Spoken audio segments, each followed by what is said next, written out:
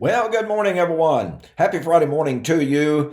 Welcome back to Morning Musings here on Now TV. My name is Don K. Preston. I'm the president of Preterist Research Institute of Ardmore, Oklahoma. Man, I appreciate you being with me so very, very much. And by the way, let me remind you that I have just recently, just this month, December 2022, introduced a brand new book entitled Temple to Tell Us. I told you a good bit about it in last week's video. I'm not going to go over it. In super brief, analysis, the first century temple that was standing in the first century when Jesus was on earth had to be standing for the fulfillment of all, not just some, but all of the feast days. Since it is not standing, that means one of two things. Either all of the feast days are fulfilled, and I don't care what your countdown is, Jesus was emphatic, it would all be fulfilled in the first century. Or God's promises failed. Those are the only two choices, folks. And if you say, no, there's a third choice, those final three feast days will be fulfilled sometime in the future. Well, wait a minute. In order to take that position, you've got to say that the law of Moses, with the Levitical priesthood serving in that temple, will be restored. But you know what? I'm not aware of anyone who actually believes that the law of Moses will be restored. Now look, I know that there is the Torah observant movement, but I'm sorry, their position will not work in regard to the temple. Do you know how some people have been trying to avoid the truth that the temple had to be standing for the fulfillment of the feast days, all of the feast days, including the last three feast days? Well, I've had some representatives of the Torah observant movement, the Messianic Jew movement, tell me, the temple did not have to be standing. The building was unimportant. It could be a tent, a tabernacle that could be erected at any time. No, that's not right. Hebrews chapter 9, 6, and 10 was speaking about the then present temple that was standing when Hebrews was written, saying that it would stand and endure standing, valid and binding until the fulfillment of its types and shadows, i.e. the time of Reformation. Furthermore, why was the temple established in the first place? I've had people arguing with me and telling me, look, Preston, they observed some of the feast days before the temple was ever constructed. That's true. It's also irrelevant, and it's also anachronistic. This individual said they observed the feast days out in the wilderness. That's true. But they observed those before, listen to me carefully and catch the power of this, before God chose the place and the only place in the world for sacrifices to be offered. Deuteronomy chapter 12 is explicit. God, in the wilderness wandering, told Israel he was going to eventually appoint a place, uses the word place over and over and over, and it would be in that place and only in that place where sacrifices were to be offered to him. So it's irrelevant whether or not sacrifices were offered. It's irrelevant whether or not the feast days were observed in Egypt. That's anachronistic. God had not yet chosen the place for sacrifices in the feast days to be observed.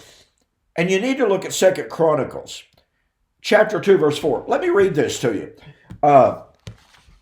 Solomon was thanking Hiram, the king of Tyre, for providing cedars and cypress trees and what have you for the construction of the temple that he was about to embark upon.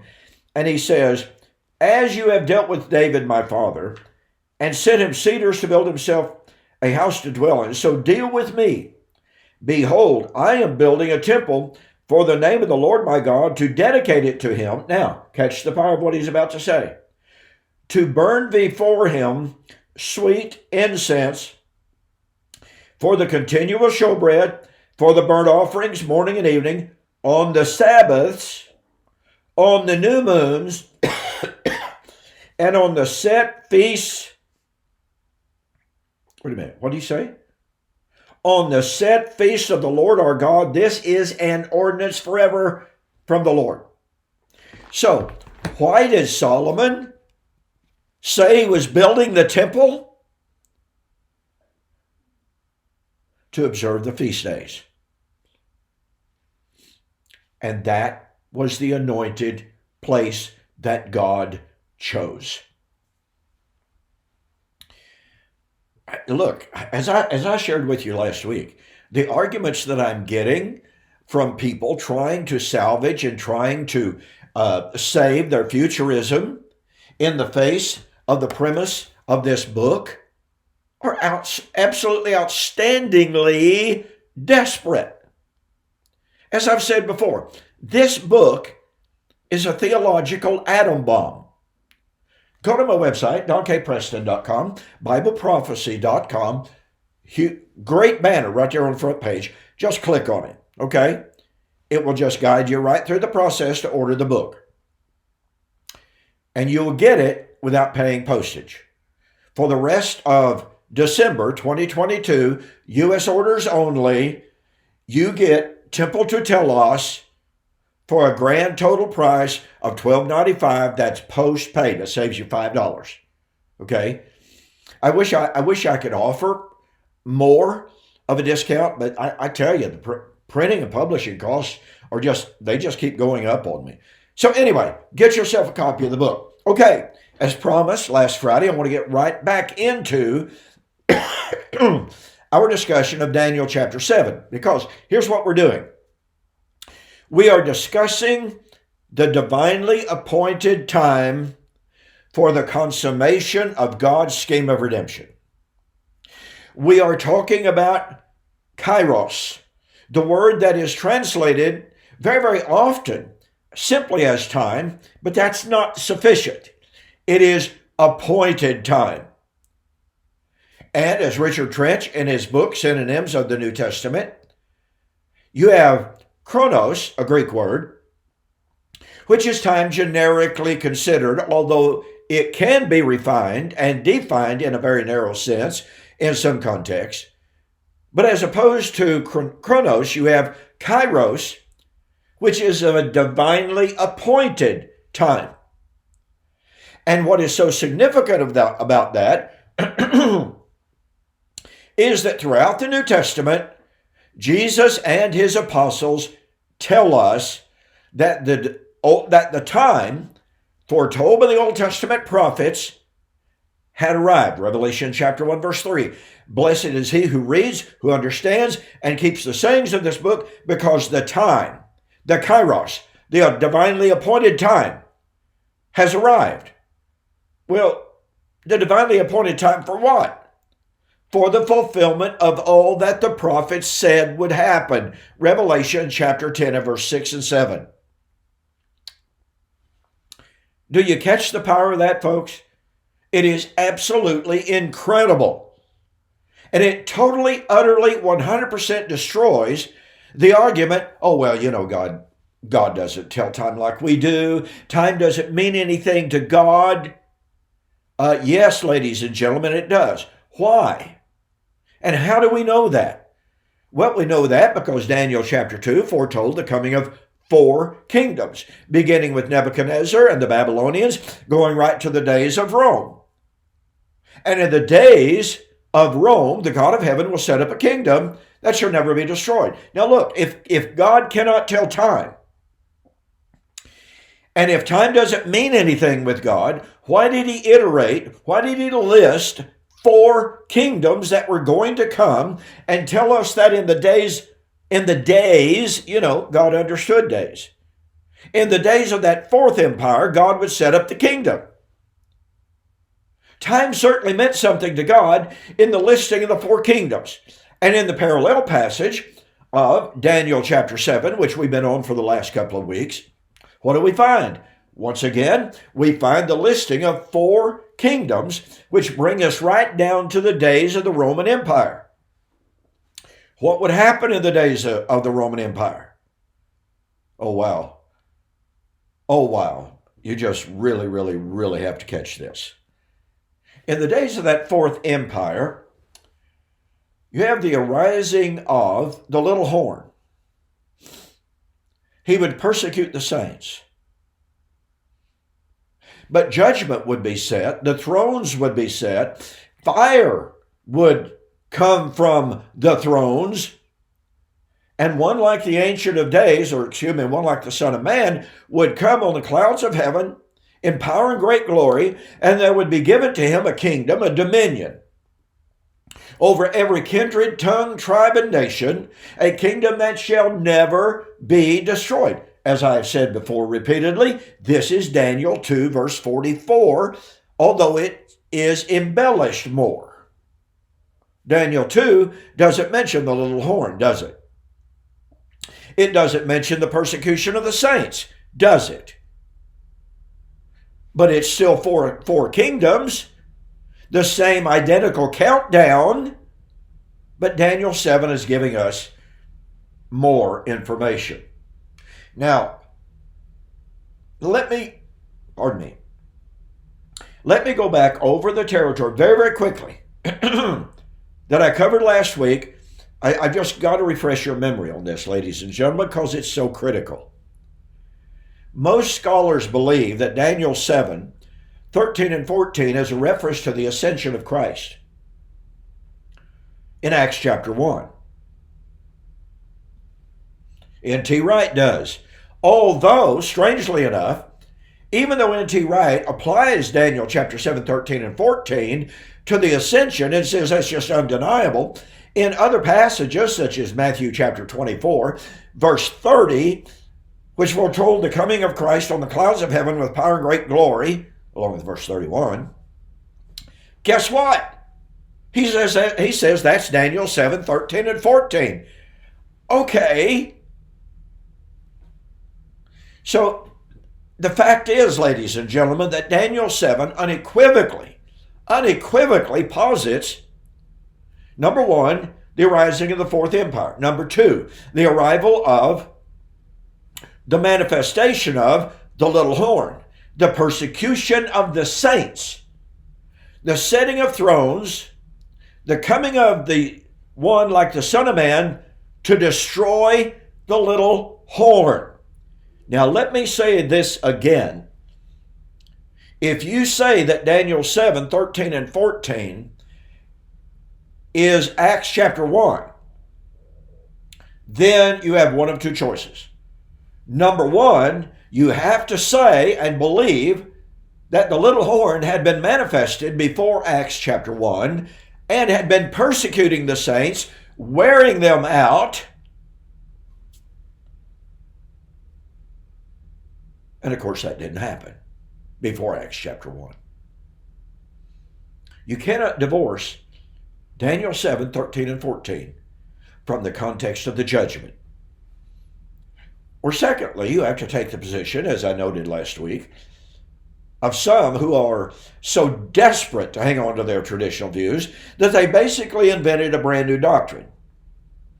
And that is that, well, yeah, Daniel chapter 7, 1 to 12, yeah, that's the days of the fourth empire, and Daniel 7, 15 and following, yeah, that's the days of the Roman Empire. But Daniel chapter 7, 13 and 14, yes, it's in the days of the Roman Empire, but it is an absolutely independent prophecy that has been just inserted into the text without a single grammatical or linguistic indicator that is talking about something totally unrelated to the context before it or the context after it. I would say in that case, God is not a very good communicator, wouldn't you? So those are your choices. Is Daniel 7, 13, and 14 an absolutely arbitrary, capricious, independent prophecy having nothing whatsoever to do with the verses before it and after it? Or is Daniel 7, 13, and 14 actually, in truth, linguistically, contextually related to the coming of Christ in judgment of the little horn? Well, I choose the latter. Now then, As I pointed out last week, and by the way, let me make this observation. A growing number of scholars are recognizing that Daniel chapter 7, 13 and 14 is not the ascension. Let me read to you a quote from Andreas Stutz, that's Andreas Stutz, in the book, A Handbook on the Jewish Roots of the Christian Faith, edited by Craig Evans and David Mishkin. It's a 2019 book. He says, quote, Jesus adapted the term of the Son of Man in a very balanced way, 16 times relating to his earthly life. Yeah. Now, be careful. Don't jump to a conclusion. Because you may be saying, see, this scholar says Jesus used the term Son of Man from Daniel to apply to his personal ministry. Well, yeah, he did. But that doesn't mean he's applying Daniel 7, 13, and 14 to his personal ministry. He continues. Jesus uses the term Son of Man 27 times, referring to his suffering. Okay.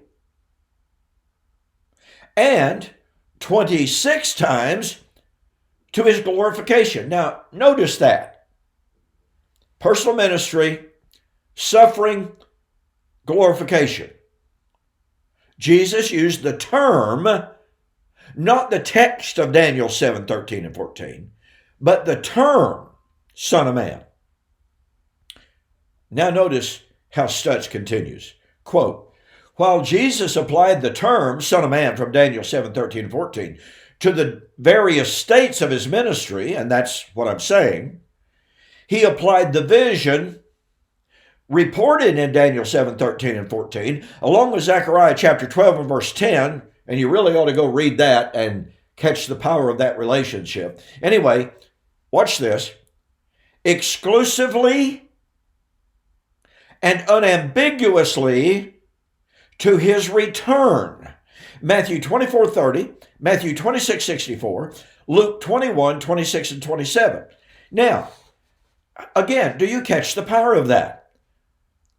Stutz is saying, yes, he used the term from Daniel 7, the term, to refer to his personal ministry, to refer to his suffering. But when he used the term Son of Man, citing the rest of Daniel 7, 13, and 14, and particularly about the coming on the clouds with power and great glory, guess what? He used it exclusively and unambiguously to his return. To his return in judgment. You got that? And again, more and more scholars are coming to this view, ladies and gentlemen. They realize that Jesus in Acts chapter 1 was referring to Psalms 110 and Jesus' ascension to the right hand. Set at my right hand until I make your enemies your footstool. Absolutely unequivocally true. But Jesus himself applied the promise of the coming of the Son of Man on the clouds of heaven to his coming on the clouds of heaven in judgment. And listen, folks, that is, as Stutz says, unambiguously and undeniably true. So if Jesus used the terminology of the coming of the Son of Man on the clouds of heaven to refer to his coming in judgment, then how do we take Daniel 7, 13, and 14 out of that context and say, oh, no, it didn't have anything to do with judgment. It was talking about his ascension. You see the problem there? That's a very, very serious hermeneutical problem. Now then, let's get back to Daniel chapter 7. And remember, Daniel 7, 15 and following is the interpretation of Daniel chapter 7, 1 through 14. I cannot overemphasize this. It is the interpretation of that vision. So what do we find in Daniel chapter 7, 15 and following? I, Daniel, was grieved in my spirit within my body, and the visions of my head troubled me. I came near to one of those who stood by and asked him the truth of all this. So he told me and made known to me the interpretation of the vision. So, listen to me. It doesn't matter what our personal opinion about the vision of Daniel 7, 1 to 14 might be. Okay? It doesn't matter what our personal opinion may be. Verses 15 and following is the interpretation of the vision. Again, unless you can prove that Daniel 7, 13 and 14 is not a part of the previous vision. And you can't do that. No indication of it whatsoever. Okay. Those great beasts, which are four kings, which shall arise out of the earth. But the saints of the Most High shall receive the kingdom and possess the kingdom forever, even forever and forever. Then I wish to know the truth about the fourth beast, which was different from all the others, exceeding dreadful, with its teeth of iron and its nails of bronze, which devoured broken pieces and trampled the residue with its feet.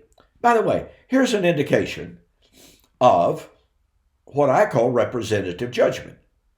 This fourth beast trampled underfoot all the previous beasts. Well, wait a minute. Rome did not trample Babylon under its feet. It did not trample the Medo-Persian Empire under its feet. Now, it did defeat the Greeks. But you see, in Hebraic thought, okay, and we got to throw out our Western, Occidental type of thinking. So in Hebraic thinking, okay, here's Rome. She conquered Greece. But wait a minute. Greece had conquered the Medes and the Persians. So by conquering the Greeks, Rome was representatively conquering what? The Persians, the Greeks, the Babylonians. Why? Well, because the Medes and the Persians conquered the Babylonians. So by conquering the Greeks, Rome had defeated the Medes and the Persians, the Babylonians, representatively, because Greece represented the conqueror, the destroyer of the Medes and the Persians and the Babylonians. You see that? That's an important principle in Hebraic thought, ladies and gentlemen. It's something that we simply cannot overlook. By the way, that same principle is found in Daniel chapter 2, 28 to 38, where it says that fourth kingdom crushed and destroyed all those other kingdoms. We have to start thinking Hebraically as much as we're possible. Okay, got to go on here. And the 10 horns that were on its head, and the other horn which came up before which three fell, namely, that horn which had eyes and a mouth which spoke pompous words, whose appearance was greater than his fellows. I was watching, and the same horn was making war against the saints and prevailing against them. Well, that's the little horn of Daniel chapter 7, 10 to 12, right? Okay. Now, here's where commentators run into problems. Here's what is so, quote, perplexing. By any count, I don't care what position you take.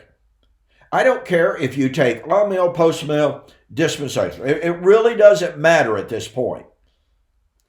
Because in the vision, we have the coming of the Son of Man. In the interpretation, it's the coming of the Ancient of Days. Now, I should point out there's some ancient Greek manuscripts. There are some very ancient manuscripts that have this as, I watched until the Son of Man came as the Ancient of Days. Now look, that solves lots of problems. Okay? But there aren't just a whole lot of those manuscripts. So we have to ask ourselves, well, okay, Is that the best rendering? I believe contextually it is. But do you know what? Set that aside. Remember how Jesus interprets Daniel 7, 13, and 14 as proven in Andrea Stutz's claim? The quote that I gave you? How did Jesus use the prophecy of the coming of the Son of Man on the clouds of heaven? Without exception, unambiguously, and explicitly, Jesus used that prophecy of his coming in judgment. Now watch this.